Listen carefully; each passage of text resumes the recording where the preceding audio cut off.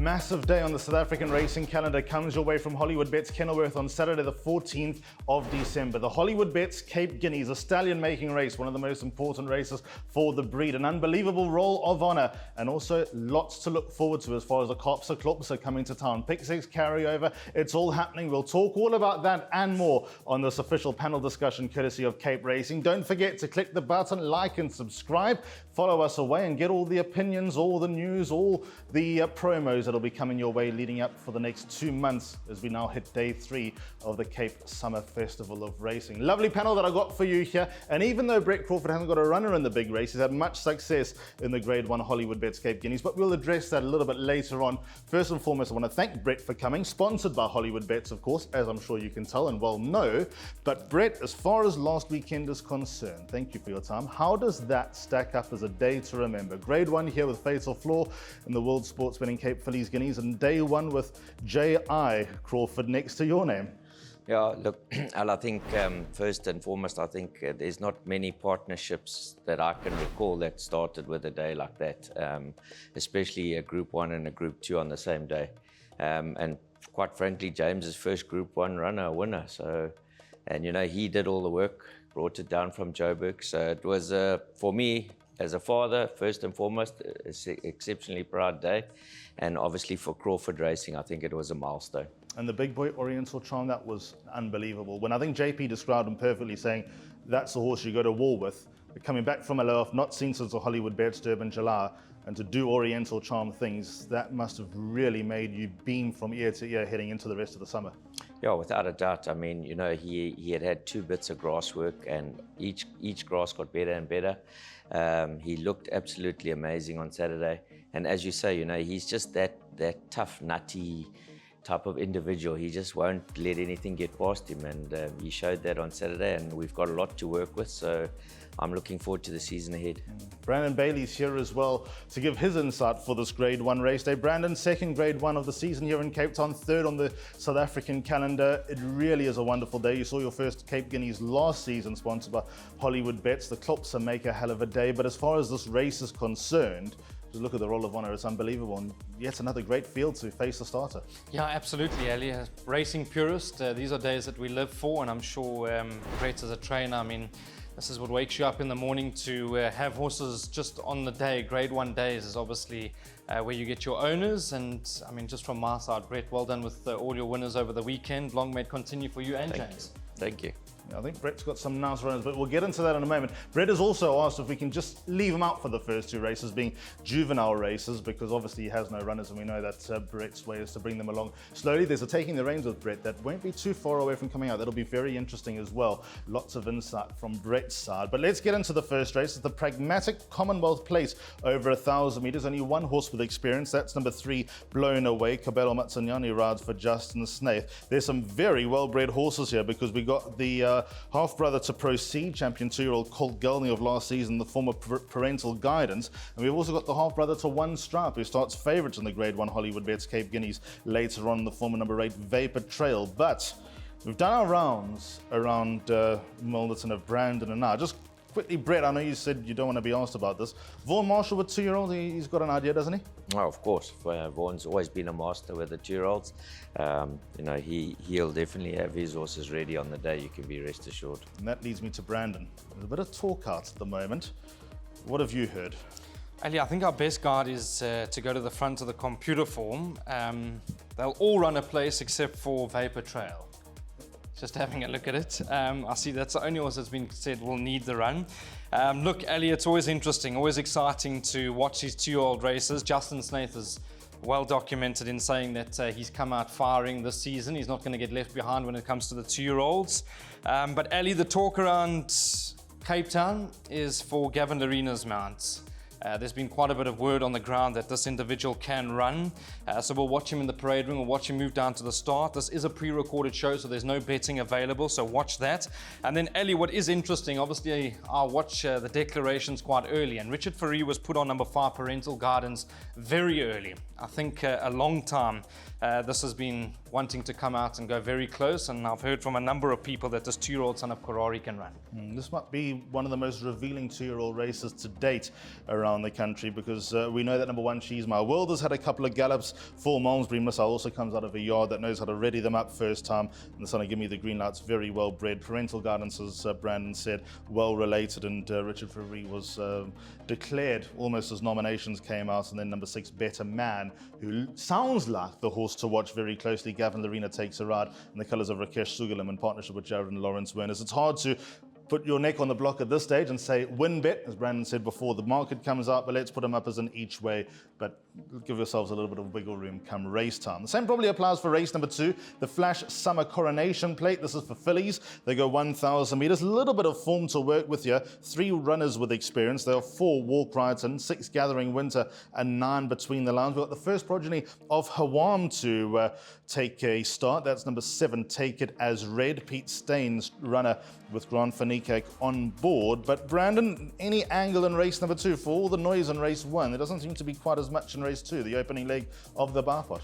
Well, look, Justin's nice comments with number 1, Wild Wild Green and Music of the Night are very positive, Ali. So I think we need to watch those 2 individuals. Of the raced runners, number 9, Between the Lines, I thought that was an encouraging debut. Ran 3rd behind Black Cheetah, who's held in high regard. This horse got left badly on debut, Alistair, and she was staying on all the way to the line. I'm sure with natural improvement back at home, if this run hasn't come too soon, she'll probably be the horse that punters will be siding with. But again, we're going to have to wait and see what the market's doing when it comes to some of these well-bred first-timers. And we know how much gravitas there is towards experience into these races. So that's just an early heads up to race number 2, as we now really get the ball rolling into the 3rd race. The Ozone Maiden Plate for fillies and mares over 1,200 meters. First leg of the place accumulator runs at 1:30. There's a field of 16 carded to face the starter. And here we have a little bit of form to work with. We also have Brett Crawford with 4 runners in the race. I think all of them are interesting to a degree. Let's start with this first timer. Do you know what that says? Number 8? One? The first, Hurikwacha. Is that it? Yeah. Okay. Did you name it? No. No. How's she going to go? Mare was top class. Our stable mountain. Alistair, she's been a filly that's just needed time to mature. She's still a little bit immature, but her work has progressed nicely. I think she'll run a fair race, but I am expecting her to need her debut outing. 13 Preserve Forever. Are you expecting any improvement from her? Yes, I am. She's been doing well at home. I think she is looking for a bit further in time, but at this present point, I think the 1,200 will be suited to her, and I'm expecting good improvement on her debut. Right, the 2 horses towards the top of the boards from your yard. 1 Tuscan Romance and 6 Bazonda. I want to start with Bazonda. I called the race and I saw her come past, and I actually said to myself, who's that? I don't think I gave her a mention in the race. That's how far back she was. She was out of sight, out of mind, and she managed to finish with the pack. Were you encouraged with that first start? Did you expect it to be that bad at the start and that good at the finish? Yeah, look, I think, she, like you say, she was a bit slow out on that occasion, race green, but, she only really got going late and, as you say, finished the race off really well. So her work has progressed nicely at home. She's definitely, for me, a filly that will be worth putting in your quartet on Saturday. But I still think the stable companion should have the upper hand on Saturday. Getting out of the number 2 box. Is she becoming frustrating, or the fact that she's just churning money for Prashala Murad? No, look, it's always frustrating when they don't quite get up. But, I think for me, I think she's in a very good space at the moment. Her work on the weekend was probably some of the best work she's put up in a while. So surely it's about time that she's due to get to visit the winner's box. Okay, so I think with all that in mind, it sounds very positive from the corner of number 1 Tuscan Romance. Brandon, do we trust her in our bets though? Is now the time? Well, look, Alistair, she's got to be a massive runner. I mean, I'm going to lean towards Englefield Green as being my top selection. Russian Royal, I think, going to be a nice horse trained by Eric Sands. Went to the front under a good ride with Gavin Larina, and she was doing the chasing over 1,400 meters on the 23rd of November. Now, Alistair, the line horse or horse that we need to use is Hope Chest. Obviously, Hope Chest ran 3rd in that same race where Miraculous won on the 5th of November. And I see that Tuscan Romance was beaten by Hope Chest last time out. So I'm going to use that as the line horse, and that's probably what's going to push me towards number 9, Englefield Green. Huge respect for Candice's filly as well, being from a distance. I know the computer form's made a bit of a meal of it, saying inconvenience twice. I've watched the replay. I don't think there's too much to write home about. But she would have needed the run. She was coming back from a small break, so she needs to be chucked into the play. But Alistair, those three horses, being the first leg of the place accumulator, you could probably bank any of them. Tuscan Romance, Englefield Green, and From a Distance. Okay, well, it was my turn to tip in this race. And what I've done, I've gone with the Crawford double floating quartet.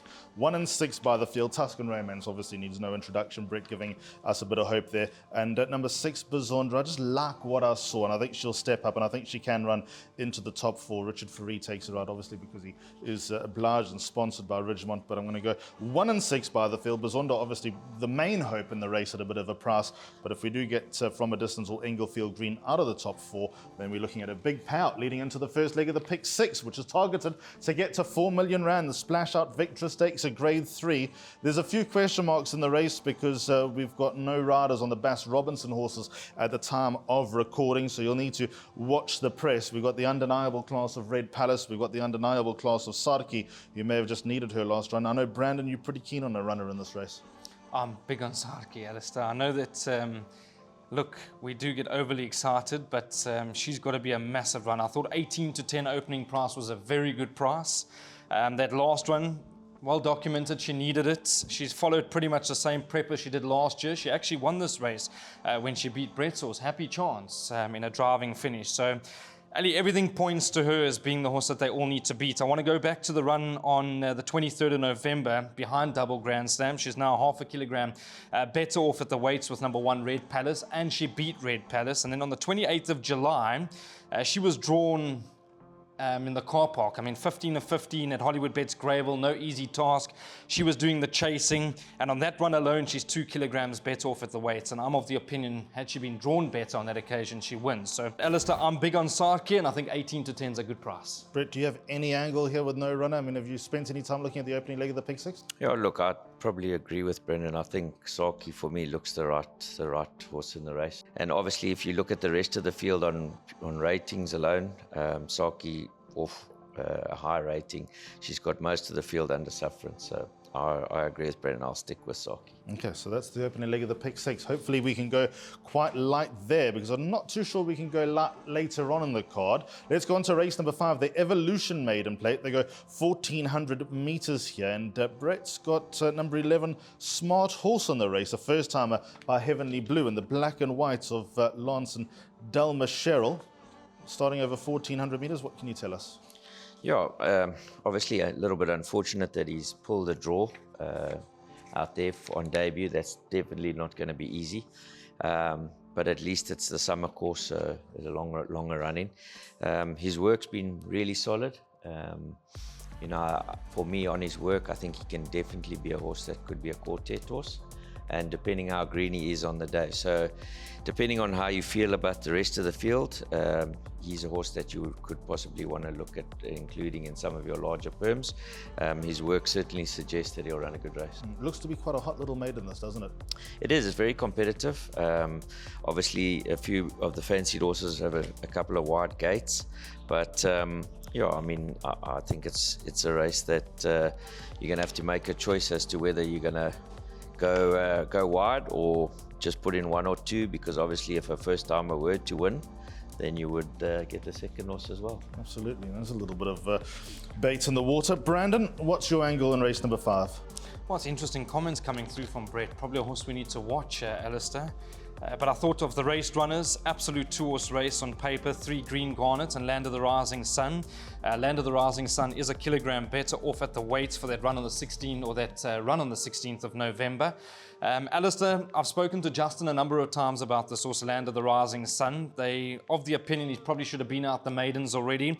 If you go and watch the replay, he was always making inroads at the line. There wasn't too much in it between these 2 horses. So Alistair, summer course, you've got to ask yourself the question, gets a kilogram pull. I'd probably lean towards Land of the Rising Sun. I think he's on offer at the moment, anti-poster 2-1, and 3 Garnets is at 16-10. But Alistair, of the raced runners, being race number 5 in your exotics 2-horse race for me, and if you pushed me up against the wall and said I want to back a horse on the nose, I'd say go with Land of the Rising Sun. I think it was probably a swinger race between the two, numbers 3 and 4, Green Garnet and Land of the Rising Sun. I do agree with both Brett and Brandon that there might be a few angles that you look at here, but number 3, Green Garnet, since coming to Cape Town, probably needing his first 2 runs back, has done most right except win, and Land of the Rising Sun just probably on the summer course going to have his best opportunity. As we now roll on to race number 6, it's the Stitch Class 3. They go 1,200 meters, and here I'm going to kick off with Brett again with number 4, Speed Racer, who fluffed his lines last time, but we can see that that was the exception, not the norm. A seriously consistent horse, a real trier. How's he going to do coming back from a small break of 77 days? Yeah, Alistair, he knows, to be fair, I think he just probably needed to have that break. He was just a bit flat, his coat wasn't looking great, so after that last run we opted to give him some time, freshen him up. He's done exceptionally well at home. He looks like the speed racer of old, so I think we've done enough work for him to be competitive. So I would draw a line through his last run, and definitely a horse that you need to consider. Brandon, how do you read the 6th race on the card? Lots of form to work with here, some nice youngsters as well. Yeah, 3-year-olds are interesting. Kai Boy and Handsome Prince. If you're talking about weights, Alistair, there's going to be nothing in it on paper between these 2 horses again. That run behind Lion Ramparts, because Handsome Prince now gets a 2 kilogram pull at the weights, and yeah, I don't know. I'm not sure where they fit into the pecking order. Obviously, he was bumped up from a 94 to a 102 for running second to that very smart horse trained by Vaughan Marshall. But the older horses are competitive. They're hard hitters. They've been there. They've got the T-shirt. I mean, a horse like Nordic Chief, on his day, could certainly be right there. And then War Chariot is very interesting for me because he needs a particular ride. JP van der Merwe knows him very well. You've got to hide him as long as possible, produce him at the right time. So he'll be storming home late. And then Speed Racer's got to be put into the play with Dumbledore and even Riverstone. I don't like the look of it, Alistair. It's either going to be a case of the 3-year-olds are going to be far too superior for them, or you're going to find an older, hard-hitting, older horse that's going to be competitive. If I was my pick 6, I'd probably include a good few. I might even go the field out. Okay, well maybe we can narrow it down a little bit later with a bit of help in the first leg of the pick 6. Let's go on to the grade 1, the Hollywoodbets Cape Guineas, 1,600 meters. Race runs at 5-4. I know Brett's got no runners here, but you've had your fair share of Guineas winners. I remember Elusive Gold. I remember Kilindini. Is anyone else I'm forgetting? No, those 2. Those are the 2. Takes it. Even though both those horses may have been under the radar when winning the Hollywoodbets Cape Guineas, there was no doubt about their class leading into it. There's no such thing as a weak Cape Guineas either. What type of horse do you look for in races like this? I think, one thing for sure, you need a horse that's got a bit of race experience. The Guineas is a very tough race. You need horses that have been tried and tested a bit. Obviously, for me, I also like to see horses that have maybe been exposed in open company before leaving the 3-year-old ranks. So, if you look at those things according to what I think, then for me, One Stripe has done that already, and he's probably one of the few horses that has done it. I think he's been super impressive in everything he's done up to now. And although there are a few horses, obviously, you never know, unbeaten horses like Heather's Boy, you have to respect. But I still think it's going to be a tall task for the whole field to get past One Stripe on Saturday. Overall, the quality of the 3-year-olds, I know that you'll tell me that the fillies are very good because you've got a grade 1 winner among them, but overall the class of the 3-year-olds, I suppose there's no such thing as a seriously weak crop, but do you think this one's sort of above average or sort of on the line? I think, listen, to be quite fair, I think there's still, a lot of 3-year-olds out there that haven't been exposed yet. I think our winter in the Cape this year set us back quite a lot. But obviously, the horses that are in this race are worthy of their places. I think Candice's horse, Boundless Energy, looks like a very progressive horse. Maybe this race might just come a little bit soon for him, and he could possibly be a horse that's looking for the Derby, being out of a dynasty mare. So I think it's a nice bunch of horses in here. 8 on 18 has to be respected, good form. So, I think it's going to be a good race, but I think they're all going to beat One Stripe. One strap for Brett. What about for Brandon?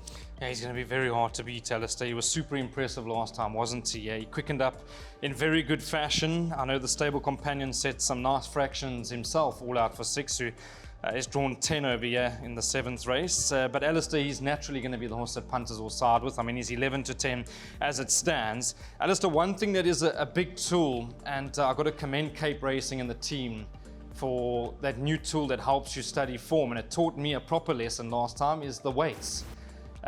These new weights that we pull out at the scale is unbelievable, because I obviously went into the race, and I'm going to use an example where that was double Grand Slam. Came on air, said Red Palace a good thing, not knowing that obviously Justin had good 23, 24 kilograms to work with. And come race day, if you've been able to work off all that weight, you're going to see a lot of improvement, and that's going to happen here with this horse 8 on 18. Justin did say that he needed the run badly last time. He's probably looking for a little bit further in time, but he did catch the eye late, Alistair, and I'd love to see what sort of weight he comes in on Saturday. So I'll be listening up to you, reading that out, but he's going to make massive improvements. And then we also need to respect almost like Great Plains. I'm not sure how to read into that last run, because the post-race interview, Aldo Demeyer was quick to tell MJ there was nothing to get overly excited about in that race. That was a weird comment. And I thought Boundless Energy ran his socks off. And I think that Great Plains is a very nice horse. So I'm not sure, Alistair. I'll probably have to go and chat to Justin and see what he makes between Great Plains and 8 on 18. But all things being said and done, horse to beat, one stripe. I'd watch for big improvement from 8 on 18. Yeah, so my side is that one stripe will be a very hard horse to beat. Naturally, Gavin Larena takes the ride. Here's a top selection. Here's my win selection when it comes to the Hollywoodbets Cape Guineas. Great Plains, I think, has got a cracking turn of foot, but on the summer course, it's whether he can turn it on in time. I think of Hollywoodbets Greyville or Winter Course or Turfentine Inside Track, different altogether. But anyway, those are my feelings about him. Heather's Boy, don't know how to read. He's a grinder. There's no doubt about that. We'll know a lot more about him, whether he's up to the task. He could very well win the race, could Heather's Boy, but just the fact that he just never looks like he always looks like he's doing less than what he's asked to do, and those horses are always hard to read. Mike de Kock knows how to win the Hollywoodbets Cape Guineas. He's not here just to play a bit of golf. 6, 8 on 18, 8 Boundless Energy, top horses, but I think the Splash Out Cape Derby might be more to their liking. So one stripe horse to beat in the Hollywoodbets Cape Guineas. As we go on to race 8, the Ridgemont Peninsula Handicap Grade 3 over 1,800 meters. Brett's got a couple of runners here, number 7 and 11. Ridgemont obviously sponsor this race. Big owners of yours, great fun to have around as well. Yeah, very much so. Big asset to the game. Obviously, a fantastic farm. Got some nice stallions on board now, and I'm sure a farm that'll just keep flourishing. 2 runners in this race. Let's start with the enigma that is the Futurist. Can you ever give any gauge of how he's going to run, other than the fact that he's going to go to the front? Yeah, very, very, very hard. He's not an easy horse to prepare either. He's, as you say, he's difficult. He doesn't really settle in running. He's got pretty much one style of racing, so not going to be easy. He has come down from the half felt. He was up there. He obviously settled in well. He looks well. But obviously on his current form, he's got a lot to improve to be confident. And then stable companion Infrared. I'm still of the opinion the handicap has not quite worked him out yet, but you can see why you can't really expose him, because there's always one step backwards, one step forwards. Yeah, look, I mean, I think, his last run, obviously I used that as a nice hard race for him to bring him on for this Peninsula in mind. So the 14 was definitely too short for him. If you watch the run, I didn't think he ran a bad race at all. He stayed on.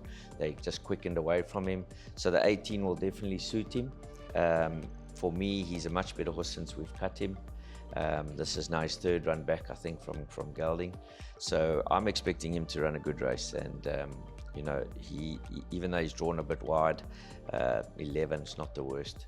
So I'm expecting competitive run, and he's a horse that I would suggest you include in your pick 6. Yeah, absolutely right. I can have him, Brandon, but you probably have quite a few others in the race as well. Not an easy race. Alistair, I think Triple Time and Future Swing will probably be my first 2 selections. They actually ran in the same race last year, and if you go and watch the replay, Triple Time was mighty unlucky. I know he's been a little bit frustrating of late because he keeps running second, but his comeback run behind Snow Pilot, the stable companion, was very easy on the eye. And Justin's often told us all, in that gazebo in the middle of the parade ring. There's a horse that you all forgot about for your 3 to follow for the season, and that's Triple Time. So we need to watch him closely. He'll probably be looking for a bit further as well, and a horse that we need to watch over some of the staying races. And then Future Swing, I'm going to put it down to going flat in his second run after a rest. He's far better than that performance behind Damio. We know that Holding Thumbs came out to win that listed summer stayers handicap from the same form line over the weekend. So those are the 2 horses I'm going to focus on. On to the last we go, race number 9. This is a quartet race if ever you've seen one. Light and Wonder, class 4. They go 1,200 meters, a big field to face a starter, bit of form to work with, some younger progressing 3-year-olds, the likes of Arctic Wizard and Cork Bay and Worldly and Please Be True coming back to basics, and some of the older hard knockers here who are just looking for a little bit of luck and to come back to form. Brandon, I'm going to kick off with you. You've got the enviable task of opening the batting with the 9th race. What do you do? You've got to think that 3 Arctic Wizard in time is going to be better than an 88, Al. Just having a look at that run behind Carboy, he was only a length behind him. Second in the race was Mon Petit Cherie, I think with a rating of 108 at the moment. Carboy with a 102. And I know that Greg Enyon does think quite a bit of the son of What a Winter, so he's got to be your obvious selection. He's at 9-2 as your favourite. And then the interesting horse for me is number 9, Please Be True. He's been gelded, he's been rested. I like the fact that he's up the straight here at Hollywoodbets Kenilworth. I'd watch for big improvement. He's a lovely looking son of One World, and he has got ability. And then the last horse, Al, for Quartet's trifectas at a big price. I think he's trading at 33-1, is number 8, Tough Terrain. Third one after the rest. He's dropped significantly in the ratings. If the speed's on, which it will be naturally over these sprint trips, big field, hide him away. He'll be working into the race late at a big price. But Arctic Wizard, he's the interesting horse, because I do believe that he's better than an 88 rating. Brett, not to blow smoke, but it looked like 2020 Vision would be a Maiden forever at one stage. You've got him to be a 2-time winner all of a sudden. For all of his scratchiness on the way down to the start, you seem to have ironed that out as well. He's kind of matured into a sort of lovable trier, hasn't he? Yeah, listen, he's shown me his game as they come. If this race is at Durbanville, I would suggest that he would run well, but that definitely seems to be his favourite course. Kenilworth, obviously, not so easy, but look, he's a trier. He'll be thereabouts. Very hard to have a lot of confidence in him. I think, as Brandon said, there's a couple of young horses that I think are going to make their presence felt here. So for me, I thought this is probably one of the most difficult races on the card. Arctic Wizard, and obviously Cork Bay, and I think Brandon hit the nail on the head with Please Be True. So I think the younger horses here would be the play, but in a pick 6 I would go as wide as possible. We all agree with the young horse angle as well, because I've gone Quartet double float 3 and 9 by the field. Arctic Wizard and Please Be True. The youngsters, or 2 of the youngsters. Cork Bay I can have.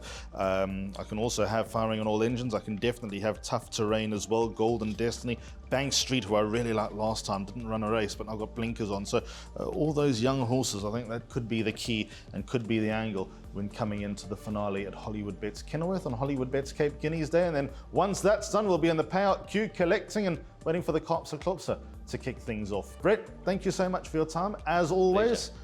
Brilliant to see you, and have a good one on Saturday. Awesome, thank you.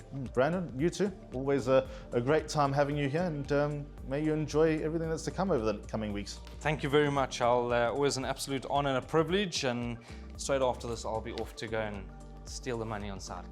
There we go. Sarki and maybe infrared as well going into this meeting. So that is a wrap. Hopefully it's been a good one. Hopefully we get in the payout queue when it comes to the pick 6. The R4 million target. Lots of pearls of wisdom coming from Brett and Brandon leading into this big day. It's the 3rd day of the Cape Summer Festival of Racing. Going to be a carnival atmosphere here at Hollywoodbets Kenilworth, and we hope that we see you here. Be a lot going on. You're all welcome. Book your tickets and come and say hello. Goodbye.